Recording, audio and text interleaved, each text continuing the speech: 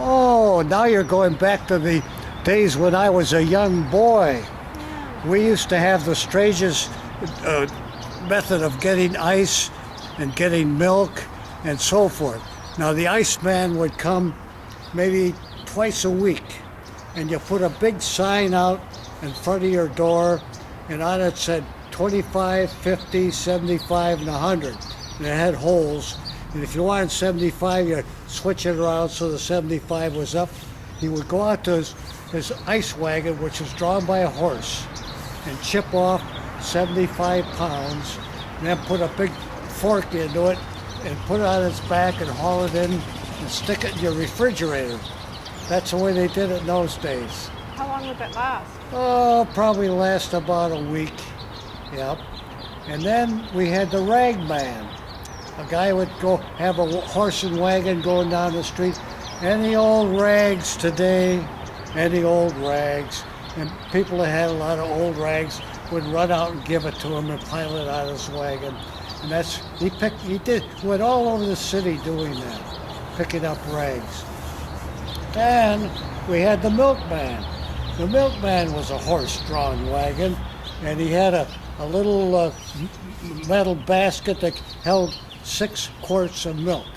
And the milk always had the cream on the top, so you could always take the cream off for your coffee.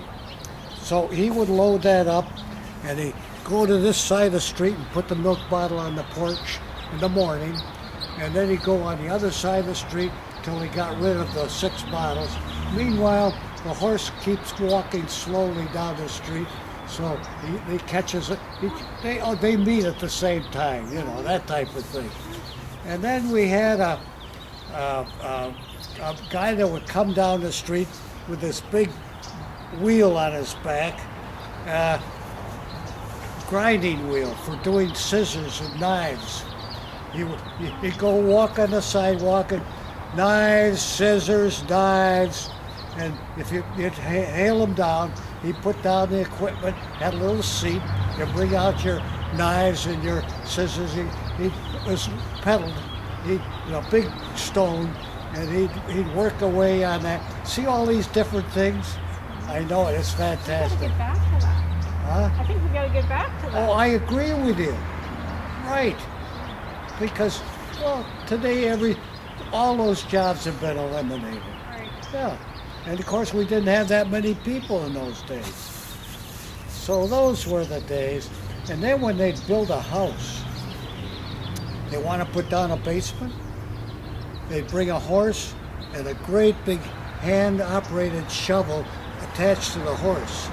And they'd aim it into the earth, the horse would pull, and they'd bring it out. Then they'd come back till they finally swept a big area of basement, would pile the earth on the sides with just a horse and one of these scoops. That was the way, instead of, I know it, the way they did things. Yeah. Great. Except in those days, our house had a gravity feed furnace. And it was coal. It was coal fired. You'd have to go downstairs and shovel the coal into the furnace. Did you have to do it? Oh, I did all that. And then you had at night, you'd have to shake the grates to get the ashes down below. You'd have to take the ashes out and put them in ash buckets that sat there. And then you had to bake the furnace just right so it could burn all night without burning out. That was critical. So, and then you had a coalman that would come around, and he'd back his truck up your driveway and open the basement window, which we called the coal window. Then he had a chute.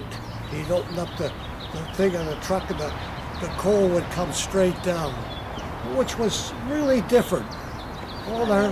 How are you? No, thank you. Now where's John at?